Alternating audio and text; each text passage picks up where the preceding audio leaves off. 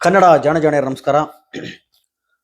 ಒಡೆದು ಮುರಾಬಟ್ಟೆ ಆಗಿರುವ ರಾಜ್ಯ ಬಿಜೆಪಿಗೆ ಹೊಸ ಸಾರಥಿಯಾಗಿ ಬರ್ತಾ ಇದ್ದಾರೆ ನಮ್ಮ ರಂಗನಾಥ್ ಅವರು. ನಿಮಗೆ ರಂಗನಾಥ್ ಅಂದ ತಕ್ಷಣ ಅರ್ಥ ಆಗಲ್ಲ, ಎಲ್ಲರಿಗೆ ಕನ್ಫ್ಯೂಸ್ ಮಾಡ್ಕೊತಾರೆ. ಯಾರಪ್ಪ, ಯಾವ ರಂಗನಾಥ್, ಬಿಜೆಪಿ ಯಾವ ರಂಗನಾಥ್ ಇದ್ದಾರೆ ಅಂತ ಹೇಳ್ಬಿಟ್ಟು ಇವ್ರು ಡೀಟೇಲ್ ಹೇಳ್ತೀವಿ. ಇವ್ರ ಹಿಂದೆ ಹೇಳಿದ್ರೆ ಗೊತ್ತಾಗ್ಬಿಡುತ್ತೆ. HR ರಂಗನಾಥ್, ಪಬ್ಲಿಕ್ ಟಿವಿಯ ಕ್ಯಾಪ್ಟನ್, 9 ಗಂಟೆಯ ಬಿಗ್ ಬುಲೆಟಿನ್ ಫೇಮಸ್, ಆಮೇಲೆ ಸಿಂಪಲ್ ರಂಗಣ್ಣ, ರಂಗಣ್ಣ ಅಂತ ಕರೀತಾರೆ. ಈ ರಂಗನಾಥ್ ಅವರು ಪಬ್ಲಿಕ್ ಟಿವಿ ರಂಗನಾಥ್ ಅವರು ಬಿಜೆಪಿಯ ಅಧ್ಯಕ್ಷರಾಗಿ ಬರ್ತಾ ಇದ್ದಾರೆ. ಅಂದ್ರೆ ನಿಮ್ಗೆ ಗೊತ್ತಲ್ಲ, ಚಿಪ್ ರಂಗಣ್ಣ ನೋಟ್ ಬ್ಯಾನ್ ಆದಾಗ 2,000 ರೂಪಾಯಿ ನೋಟ್ ಏನು ಬರುತ್ತೆ, 500,000 ರೂಪಾಯಿ ನೋಟ್ ಬ್ಯಾನ್ ಆಗುತ್ತೆ. 2,000 ರೂಪಾಯಿ ನೋಟ್ ಬಂದಾಗ ರಂಗಣ್ಣವರು ಜಗತ್ತಿಗೆ ಹೊಸ ಸತ್ಯವನ್ನೇ ಹೇಳ್ತಾರೆ. ಏನಪ್ಪ ಅಂತಂದ್ರೆ, ಚಿಪ್ ಇದೆ 2,000 ರೂಪಾಯಿ ನೋಟಲ್ಲಿ, ಮೋದಿಯವರು ಚಿಪ್ ಇಟ್ಟಿದ್ದಾರೆ. ನೀವು ಭೂಗರ್ಭದಲ್ಲಿ ಪಾತಾಳದಲ್ಲಿ ಅಡಗಿಸಿಟ್ರು ಸಹ ಅದು ಗೊತ್ತಾಗುತ್ತೆ, ಹೊರಗೆ ಬರುತ್ತೆ. ಇಡೀ ದೇಶದಲ್ಲಿ ಭ್ರಷ್ಟಾಚಾರ ನಿರ್ನಾಮ ಆಗುತ್ತೆ, ಭ್ರಷ್ಟರಿಗೆ ಉಳುಗಾಲ ಇಲ್ಲ ಅಂತೇಳಿ ಜಗತ್ತೇ ಸಾರಿ ಹೇಳ್ದಂಥವ್ರೆ ಇದೇ ರಂಗನಾಥ್ ಅವರು. ಅವತ್ತಿಂದ ಇವ್ರಿಗೆ ಒಂದು ಬಿರುದು ಕೊಟ್ಟಿದ್ದಾರೆ, ಚಿಪ್ ರಂಗನಾಥ್ ಅಂತ ಹೇಳ್ಬಿಟ್ಟು. ಇನ್ನೊಂದು ಏನಪ್ಪಾ ಅಂದ್ರೆ, ಚಕ್ರವರ್ತಿ ಮಿಥುನ್ ಸೇಠ್ ಅಲಿಯಸ್ ಯಂಗ್ ಪುಂಗ್ಲಿ ಅಂತ ಹೇಳುವ ಇವನ್ಗೆ ಚಿಂತಕಾಂತ್ ಕರೆದವರು. ಬರೀ ಚಿಂತಕಲ್ಲ, ರಾಕ್ಷಸ ಚಿಂತಕಾಂತ್. ಇವನು ರಾಕ್ಷಸ ಚಿಂತಕಾಂತ್ ಯಾರಿಗೆ ಕರೀತಾರೆ ಗೊತ್ತಾ? ಈ ಕೆಲವರು ಹೇಳ್ತಾರೆ ದೈತ್ಯ ಪ್ರತಿಭೆ, ಲಂಕೇಶ್ವರ ದೈತ್ಯ ಪ್ರತಿಭೆ ಅಂತ ಕರೀತಾರೆ. ತುಂಬಾ ಪ್ರತಿಭಾವಂತಪ್ಪ, ಕೆಲಸ ಮಾಡಕ್ಕೆ ಹೇಳಿದ್ರೆ ರಾಕ್ಷಸ ಅಂತಾರ ಮಾಡ್ತಾನೆ ಅವನು, ಬಹಳ ದೊಡ್ಡ ಪ್ರತಿಭಾವಂತ ಅಂತ. ರಾಕ್ಷಸ ಪ್ರತಿಭೆ ಇವನು, ಚಿಂತಕ ಅಂತ ಕರೀತಾರೆ ಇವನ್ನ. ಇನ್ನೊಂದು ನಮ್ಮ ಅಶೋಕ್ ಅವ್ರಿಗೆ ಸಾಮ್ರಾಟ್ ಅಶೋಕ್, ಈ ಸಾಮ್ರಾಟ್ ಅನ್ನ ಬಿರುದು ಕೊಟ್ಟಿದ್ದೆ ಇವ್ರು ರಂಗನಾಥ್ ಅವರು. ಸಾಮ್ರಾಟ್ ಅಶೋಕ್ ಅಂತೇಳಿ ಬಿರುದು ಕೊಟ್ಟವ್ರೆ ರಂಗನಾಥ್ ಅವರು. ಮತ್ತೆ ಅವಾಗ ಕೆಲವರಿಗೆಲ್ಲ ರಾಜಕಾರಣಿಗಳಿಗೆ ಮತ್ತೊಬ್ಬರಿಗೆಲ್ಲ ಗಿರಾಕಿಗಳು ಅಂತ ಕರೀತಾ ಇರ್ತಾರೆ, ನೋಡಿರಲ್ವಾ? ಫೇಮಸ್. ಆಲ್ ರೈಟ್, ಮುಂದಕ್ಕೆ ಹೋಗೋಣ. ಈ ಗಿರಾಕಿಗಳು, ಈ ಮೀಡಿಯಾದವರು ರಾಜಕಾರಣಿಗಳನ್ನ ಮತ್ತೊಬ್ಬ ಗಿರಾಕಿಗಳು ಅಂತ ಕರೆದ್ರೆ ಇವ್ರು ಏನಾಗ್ತಾರೆ ನೀವು ಯೋಚನೆ ಮಾಡಿ. ಅವ್ರ ಗಿರಾಕಿಗಳಾದ್ರೆ ಇವ್ರು ಏನಂಗಾದ್ರೆ ನೀವೇ ಯೋಚನೆ ಮಾಡಿ. ಇಂಥ ರಂಗನಾಥ್ ಅವರು ಬಿಜೆಪಿಗೆ ಅಧ್ಯಕ್ಷರಾಗಿ ಬರ್ತಾ ಇದ್ದಾರೆ. ಅನ್ಕೋಬಹುದು, ಏನು ಒಂದ್ಕೊಂದು ತಾಳ ಇಲ್ಲ, ಮೇಳ ಇಲ್ಲ, ರಂಗನಾಥ್ ಯಾಕೆ ಅಧ್ಯಕ್ಷ ಆಗ್ತಾರೆ? ಈ ಬಸ್ ಯತ್ನಾಳ ತಾನೇ ಭಿನ್ನಾಭಿಪ್ರಾಯ ಇಟ್ಕೊಂಡಿರೋದು. ಯತ್ನಾಳದೊಂದು ಟೀಮು, ರಾಮುಲದೊಂದು ಟೀಮು, ವಿಜೇಂದ್ರದೊಂದು ಟೀಮು, ಯಾಕೆ ಬರ್ತಾವ್ರೆ ಅಂತ ಇಲ್ಲ. ಏನಾದ್ರು ರಂಗನಾಥ್ ಅವ್ರು ಯಾವತ್ತು ಬಿಜೆಪಿ ಮೆಂಬರ್ಶಿಪ್ ತಗೊಂಡ್ರ ಅಂತ ಬಹಳ ದಿನ ಆಯ್ತು ತಗೊಂಡು. ತುಂಬಾ ಜನ ಗೊತ್ತಿಲ್ಲ, ಹತ್ರದಲ್ಲಿ ಇವ್ರನ್ನೆಲ್ಲ ಗಮನಿಸ್ತಾರೆ ಗೊತ್ತಿರುತ್ತೆ, ದೂರದವ್ರಿಗೆ ಗೊತ್ತಿರಲ್ಲ. ರಂಗನಾಥ್ ಅವರು ಬಿಜೆಪಿ ಮೆಂಬರ್ಶಿಪ್ ತಗೊಂಡು ಬಹಳ ದಿನ ಆಯ್ತು. ಕಳೆದ ಚುನಾವಣೆಯನ್ನ ಅಮಿತ್ ಶಾ ಮತ್ತು ಮೋದಿಯವರು ರಂಗನಾಥ್ ಅವರು ಕೂತ್ಕೊಂಡೇ ಸ್ಟ್ರಾಟಜಿ ಮಾಡಿದ್ರು. ಇವರು ಸಲಹೆ ತಗೊಂಡೇ ಕ್ಯಾಂಡಿಡೇಟ್ಗಳು ಹಾಕಿದ್ದು, ಇವ್ರ ಮುಖಾಂತರ ರಂಗನಾಥ್ ಅವ್ರು ಹಾಕಿದ್ದು. ಮತ್ತೆ ಅಮಿತ್ ಶಾಗೂ ರಂಗನಾಥ್ ಅವ್ರಿಗೂ ಮೋದಿಯವ್ರಿಗೂ ಬಹಳ ತುಂಬಾ ನೇರ ಸಂಬಂಧಗಳಿದೆ. ಗೊತ್ತಲ್ಲ ನಿಮ್ ಕರ್ನಾಟಕದಲ್ಲಿ ಯಾವ್ದಾರ ಒಂದು ಟಿವಿ ಚಾನಲ್ಗೆ ಅಮಿತ್ ಶಾ ಅವ್ರು ಇಂಟರ್ವ್ಯೂ ಕೊಟ್ಟಿದ್ರೆ ಅದು ಪಬ್ಲಿಕ್ ಟಿವಿಗೆ ರಂಗನಾಥ್ ಅವ್ರಿಗೆ ಇಂಟರ್ವ್ಯೂ ಕೊಟ್ಟರು. ರಂಗನಾಥ್ ಅವರ ಸಲಹೆ ಇಲ್ದರೆ ಮುಂದಕ್ಕೆ ಹೋಗಲ್ಲ ಅವರು. ಇಂಥ ರಂಗನಾಥ್ ಅವ್ರನ್ನ ತರ್ತಾ ಇದ್ದಾರೆ. ಯಾಕೆ ಅಂದ್ರೆ, ಬೇರೆ ಯಾರೇ ಬಂದ್ರು ಸಹ ಈ ಡ್ಯಾಮೇಜ್ ಅನ್ನು ಕಂಟ್ರೋಲ್ ಮಾಡೋಕ್ಕಾಗಲ್ಲ.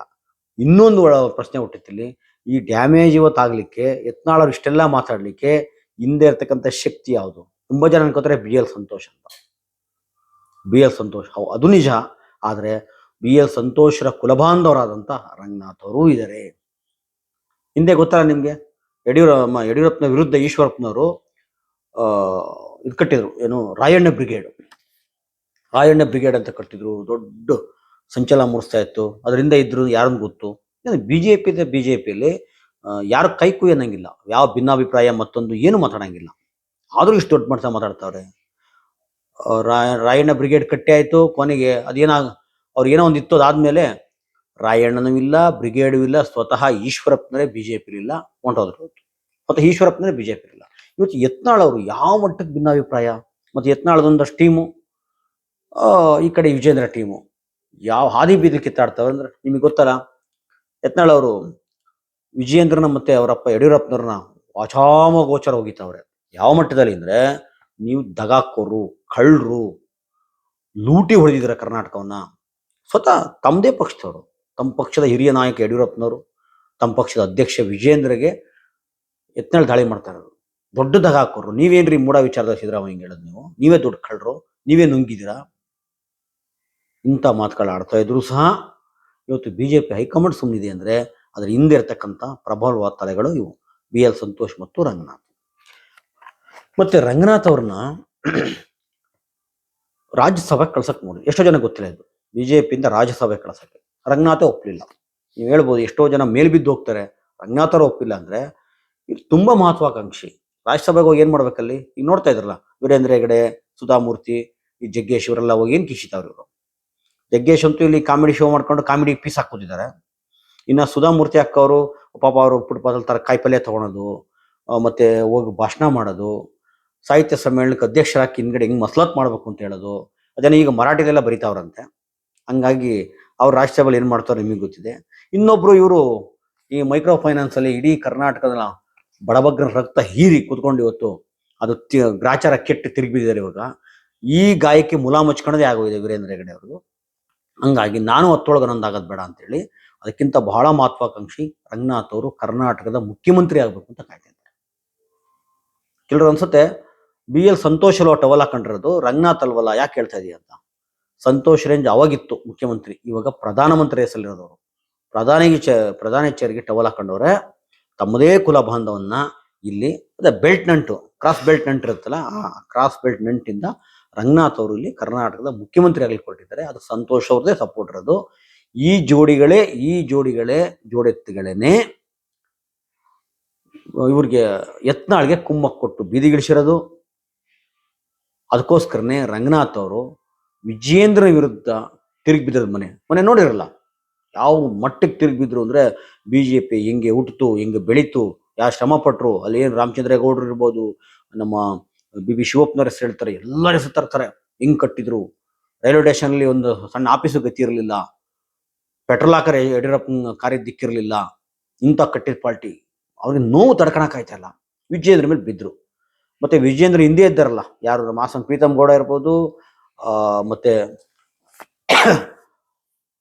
ಯಲಂಕ ವಿಶ್ವನಾಥ್ ವಿರುದ್ಧ ಇರ್ಬೋದು, ಇನ್ನೊಬ್ಬ ನಮ್ಮ kissing star, dancing star Renukacharya ಇದ್ದಾರಲ್ಲ, ಅವ್ರ ವಿರುದ್ಧನೂ ತಿರುಗಿದ್ರು.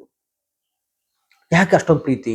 ಕೆಲವರು ಕೇಳ್ತಾರಲ್ಲ, ಒಂದು ಟಿವಿ ಚಾನಲ್ ಅಂದ್ರೆ ರಾಜಕಾರಣಿಗಳ ಉಗಿಯೋದು, ವಿಮರ್ಶೆ ಮಾಡೋದು ಎಲ್ಲ ಸರಿ, ಎಲ್ಲಾ ಪಕ್ಷದವ್ರು ಮಾಡ್ಬೇಕಲ್ವ, ಬಿಜೆಪಿನ ಯಾಕೆ ಮಾಡ್ತಾವ್ರೆ? ಅದು ಪ್ರೀತಿಯಿಂದ ಮಾಡೋದು. ಈ ಕಾಂಗ್ರೆಸ್ ಅಲ್ಲಿ ಭಿನ್ನಮತ ಇದೆ. ಮುಖ್ಯಮಂತ್ರಿ ಉಪಮುಖ್ಯಮಂತ್ರಿಗಳಲ್ಲಿ ಡಿ ಕೆ ಶಿವಕುಮಾರ್ ನಾನು ಮುಖ್ಯಮಂತ್ರಿ ಆಗ್ಬೇಕು ಅಂತ ಅವ್ರ ಕಡವರು ಮತ್ತೆ ಇವ್ರ ಕಡವರು, ಸಿದ್ದರಾಮಯ್ಯನ ಕಡವರು, ಡಿ ಕೆ ಕಡವರು ಇಬ್ರು ನಡೀತಾನೆ ಇದೆ ಒಂದು ಕೋಡ್ವಾರು. ಅದ್ರ ಬಗ್ಗೆ ಯಾಕೆ ಮಾತಾಡಲ್ಲ ಅಂತ. ಬಿಜೆಪಿ ಬಗ್ಗೆನೇ ಯಾಕೆ ಮಾತಾಡ್ತಾವ್ರೆ ಅಂದ್ರೆ, ಇದನ್ನ ಒಂದು ಪ್ರೀತಿಯಿಂದ ಗದರಿಸೋದು ಬಿಜೆಪಿ ಅವ್ರನ್ನ. ಆದ್ರೆ ಕಾಂಗ್ರೆಸ್ JDS ಕೇಳಂಗಿಲ್ಲ ಬಿಡಿ. ಇನ್ನು ಕಾಂಗ್ರೆಸ್ನ ಮುಲಾಜಿಲ್ಲ ವಾಚಾಮಗೋಚರ ಹೋಗಿಯೋದು. ಇದಕ್ಕೊಂದು ಸಣ್ಣ ಉದಾಹರಣೆ ಅಂದ್ರೆ, ನಿಮ್ಗೆ ಮಾಸ್ಟರ್ ಹಿರಣ್ಣಯ್ಯ ಗೊತ್ತಲ್ಲ ನಿಮ್ಗೆ, ನಟ ಭಯಂಕರ. 2 ಸ್ಪೆಷಾಲಿಟಿ ಇತ್ತು. ಒಂದೇನಪ್ಪ ಅಂದ್ರೆ, ಹೆಸರಿಗೆ ಮಾತ್ರ ನಾಟಕ ತಂಡ ಬೇರೆ ಬೇರೆ ಪಾತ್ರಗಳು ಇರ್ತಾ ಇದ್ದು, ಆದ್ರೆ ಇಡೀ ಸ್ಟೇಜ್ ತುಂಬಾ ಒಬ್ಬರೇ ಓಡಾಡ್ತಾ ಇದ್ರು. ಹಿರಣ್ಣಯ್ಯರು ಈ ಕಡೆಯಿಂದ ಈ ಕಡೆಗೆ, ಆ ಕಡೆಯಿಂದ ಈ ಕಡೆಗೆ ಒಬ್ಬರೇ ಓಡಾಡ್ತಾ ಇದ್ರು. ಬೇರೆ ಪಾತ್ರಗಳು ಬರೀ ಆ ಇಷ್ಟಕ್ಕೆ ಮಾತ್ರ ಇತ್ತು, ಇಷ್ಟಕ್ಕಿತ್ತು. ಇವರೊಬ್ಬರೇ ಓಡಾಡ್ತಿದ್ರು. ಮತ್ತೆ ರಾಜಕಾರಣಿಗಳನ್ನ ವಾಚಾಮಗೋಚರವಾಗಿ ಸೊಂಟದ ಕೆಳಗಡೆ ಭಾಷೆಯಿಂದ ಬೈತಾ ಇದ್ರು. ಸೊಂಟದ ಕೆಳಗಡೆ ಭಾಷೆ, ಯಾವ ಸೈದ್ಧಾಂತಿಕತೆ ಇರಲ್ಲ ಅಲ್ಲಿ, ಸಿದ್ಧಾಂತ ಇರಲಿಲ್ಲ. ಯಾರನ್ನ ಅದರಲ್ಲಿ ಬ್ರಾಹ್ಮಣ ರಾಜಕಾರಣಿಗಳನ್ನ ಆತರ ಬೈತಾ ಇರಲಿಲ್ಲ, ಸುಮ್ಮನೆ ಸಿಟ್ಟಲ್ಲಿ ತಿವಿಯರು. ಯಾರನ್ನ? ರಾಮಕೃಷ್ಣ ಹೆಗಡೆ ಅವ್ರನ್ನ, ಗುಂಡೂರಾವ್ನ, ಇವ್ರನ್ನೆಲ್ಲ. ಆದರೆ ದಲಿತ ಶೂದ್ರ ರಾಜಕಾರಣಿಗಳನ್ನ ಸೊಂಟದ ಕೆಳಗಡೆ ಭಾಷೆನೇ ಬಳಸ್ತಾ ಇದ್ರು. ಎಕ್ಸ್ಪೆಷಲಿ ತುಂಬಾ ಇವರ ಈ ಹೊಲಸು ಬಾಯಿಗೆ, ಗಠಾರದ ಬಾಯಿಗೆ ಗುರಿಯಾದಂಥವ್ರು ಬಂಗಾರಪ್ಪನವರು, ದೇವೇಗೌಡರು, JH ಪಟೇಲ್ರು, ವೀರಪ್ಪ ಮೊಯ್ಲಿಯವರು, ಇವ್ರನ್ನೆಲ್ಲ ಎಕ್ಕಮಕ್ಕ ಬೈತಾ ಇದ್ರು. ಗೊತ್ತಲ್ಲ, ಈಗ ನಾವು ತಮ್ಮನೆ ಮಕ್ಕಳನ್ನ ಹೆಂಗ್ ಹೊಡಿತಾರೆ, ಬೇರೆಯವ್ರ ಮಕ್ಕಳನ್ನ ಹೆಂಗ್ ಹೊಡಿತಾರೆ, ಆ ಥರ. ಅಷ್ಟು ಅರ್ಥ ಮಾಡ್ಕೊಳ್ಳಿ ನೀವು. ರಂಗನಾಥು ಅದೇ ಕೇಸು. ಬಿಜೆಪಿ ಬೈತಾವ್ರೆ ಅಂದ್ರೆ ಪ್ರೀತಿಯಿಂದ ಬೈತಾ ಇರೋದು. ಅಷ್ಟೇ ಅಲ್ಲ, ಈ ರಂಗನಾಥ್ ಅವ್ರಿಗೆ ವಿಜಯೇಂದ್ರನ್ ಡಿ ಆಗಿರೋದ್ರಿಂದ ವಿಜಯೇಂದ್ರನ್ ಕೆಳಗಿಳಿಸ್ಬೇಕು, ರಂಗನಾಥ್ ಅವ್ರು ಅಲ್ಲಿ ಬರಬೇಕು, ಎಲ್ಲ ಸರಿಯಾಗುತ್ತೆ ಅವಾಗ. ತುಂಬಾ ಜನ ಕೇಳ್ತಾರೆ ವಿಜಯೇಂದ್ರನ್ ಯಾಕೆ ಅಧ್ಯಕ್ಷರು ಮಾಡಿದ್ದಾರೆ ಅಂದ್ರೆ, ಅವರು ಹೆಂಗ ಇದ್ದಾರೆ, ತುಂಬಾ ಚೆನ್ನಾಗಿ ಓಡಾಡಿ ಪಕ್ಷ ಕಟ್ತಾರೆ, ಯಡಿಯೂರಪ್ಪನವ್ರ ಮಗ, ಮತ್ತು ಪ್ರಬಲವಾದ ಜಾತಿ ಇದೆ ಹಿಂದ್ಗಡೆ ಅಂತ. ಅದು ಸುಳ್ಳು, ಅದಲ್ಲ. ವಿಜಯೇಂದ್ರ ಅವ್ರನ್ನ ತಂದು ಕೂರಿಸಿರೋದು ಒಂದೇ ಕಾರಣಕ್ಕೆ, ಚೆನ್ನಾಗಿ ಎತ್ತುವಳ್ಳಿ ಮಾಡ್ತಾರೆ. ಯಾರ್ಯಾರ ಹತ್ರ ಹೆಂಗ್ ಎತ್ತಬಹುದು ಚೆನ್ನಾಗಿ ಗೊತ್ತಿದೆ, ಅನುಭವ ಇದೆ. ತಮ್ಮಪ್ಪ ಮುಖ್ಯಮಂತ್ರಿ ಆದಾಗ ಅನುಭವ ತುಂಬಾ ಚೆನ್ನಾಗಿದೆ. ಆ ಕಾರಣಕ್ಕೆ ವಿಜಯೇಂದ್ರನ್ ಕೂರಿಸಿರೋದು. ಈಗ ಎಲೆಕ್ಷನ್ ಇನ್ಚಾರ್ಜ್ ಆಗಿದ್ದಾರಲ್ಲ ರಾಧಾ ಮೋಹನ್ ದಾಸ್ ಅಂತ ಹೇಳ್ಬಿಟ್ಟು ಅಲ್ವಾ, ಅವ್ರ ವಿರುದ್ಧ ತರ ಯತ್ನಾಳ್ ತಿರುಗಿ ಬಿದ್ದಿರೋದು ಇವಾಗ. ಅವ್ರು ರಾಜಸ್ಥಾನದಲ್ಲಿ ಅವತ್ತು ಕೋಟಿಗಟ್ಟಲೆ ಮನೆ ಕಟ್ತಾವ್ರೆ ಅಂದ್ರೆ ಅವ್ರಿಗೆ ಹೋಯ್ತು ಫಂಡು ಅಂತ. ಯಾರು ಕೊಟ್ರು? ವಿಜಯೇಂದ್ರ ಕೊಟ್ರು, ರಂಗನಾಥ್ ಕೊಟ್ರು, ಯತ್ನಾಳ್ ಕೊಟ್ರು, ಶ್ರೀರಾಮುಲು ಕೊಟ್ರು, ಯಾರು ಕೊಟ್ರು? ಇದೇ ಯತ್ನಾಳ್ ಹೇಳಿದ್ದಲ್ವಾ, ಬಸವರಾಜ ಬೊಮ್ಮಾಯಿ ಮುಖ್ಯಮಂತ್ರಿ ಆಗಿದ್ದಾಗ 2,000 ಕೋಟಿಗೆ ಮುಖ್ಯಮಂತ್ರಿ ಸೀಟ್ ಯಾರಾಜು ಅಂತ ಹೇಳ್ಬಿಟ್ಟು. ಮತ್ತೆ ಇಷ್ಟೆಲ್ಲ ಎತ್ತುವಳ್ಳಿ ಮಾಡದಂತ ವಿಜಯೇಂದ್ರ ಒಬ್ಬರೇ ಇಟ್ಕೋತಾರ? ಹೋಗ್ಲೇಬೇಕು ಕೇಂದ್ರಕ್ಕೆ, ಹೈಕಮಾಂಡ್ ಹೋಗ್ಲೇಬೇಕು. ಅಮಿತ್ ಶಾ ಪಾಲಿಲ್ವಾ? ಅಲ್ಲಿ ಬೇರೆ ಬೇರೆ ನಡ್ಡಾಗ್ ಪಾಲಿಲ್ವಾ? ಎಲ್ಲರಿಗೂ ಪಾಲಿರುತ್ತೆ. ಈ ಎತ್ತುವಳ್ಳಿಯಲ್ಲಿ ನಾನೇನು ಕಮ್ಮಿ ಅಂತ ರಂಗನಾಥ್ ಅವರು.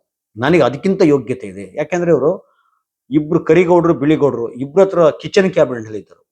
ದೇವೇಗೌಡರು ಮತ್ತು ಎಸ್ ಎಂ ಕೃಷ್ಣ ಅವರ ಕಿಚನ್ ಕ್ಯಾಬಿನೆಟ್ ಅಲ್ಲಿ ಇದ್ದವರು. ಕುಮಾರಸ್ವಾಮಿನೂ ಕ್ಲೋಸು, ಎಲ್ಲಾ ಪಕ್ಷದವ್ರು ಗೊತ್ತು, ಇವರಿಗೆ ಚೆನ್ನಾಗಿ ಗೊತ್ತು. ಎಲ್ಲಾ ರಾಜಕೀಯ ಒಳಪಟ್ಟುಗಳನ್ನ ಒಳಸೂಕ್ಷ್ಮಗಳನ್ನ ಚೆನ್ನಾಗಿ ತಿಳ್ಕೊಂಡ್ರು ಅಂತಾರೆ ಅವರು. ಹೇಳಿದ ಎಸ್ ಎಂ ಕೃಷ್ಣ ಎಷ್ಟು ಕ್ಲೋಸ್ ಇವ್ರಿಗೆ ಅಂದ್ರೆ, ಇವರ ಟಿವಿ ಚಾನಲ್ನ ಶುರು ಮಾಡಲಿಕ್ಕೆ ಅದೇನು ಲೀಗಲ್ ಏನೇನಿದೆ, ಆ ಲೈಸೆನ್ಸು ಮತ್ತೊಂದು ಮುಗಿದೊಂದೆಲ್ಲ ಸರಾಗವಾಗಿ ವಿತ್ತದಂಗೆ ಮಾಡಿಸ್ಕೊಟ್ಟಂಥವ್ರು ಎಸ್ ಎಂ ಕೃಷ್ಣ ಅವರು. ಮುತುವರ್ಜಿ ವಹಿಸಿ ಅವ್ರ ಸೆಂಟ್ರಲ್ ಮಿನಿಸ್ಟರ್ ಆಗಿದ್ರು ಅವಾಗ. ಎಸ್ ಎಂ ಕೃಷ್ಣ ಅವ್ರು ಮಾಡ್ಕೊಡ್ತಾರೆ ಅವ್ರಿಗೆ.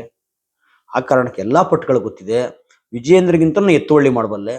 ಹೌದು, ಮುಲಾಜಿಲ್ಲ, ನನಗೆ ಯೋಗ್ಯತೆ ಇದೆ ಅಂತೇಳಿ ಈ ಯತ್ನಾಳ್ನೇ ಬಿಟ್ರು. ಬಟ್ ಯತ್ನಾಳ್ ಅನ್ಕೊಂಡ್ ಮಟ್ಟಕ್ಕೆ ಯತ್ನಾಳ್ ಕೈಲಿ ಆಗಿಲ್ಲ.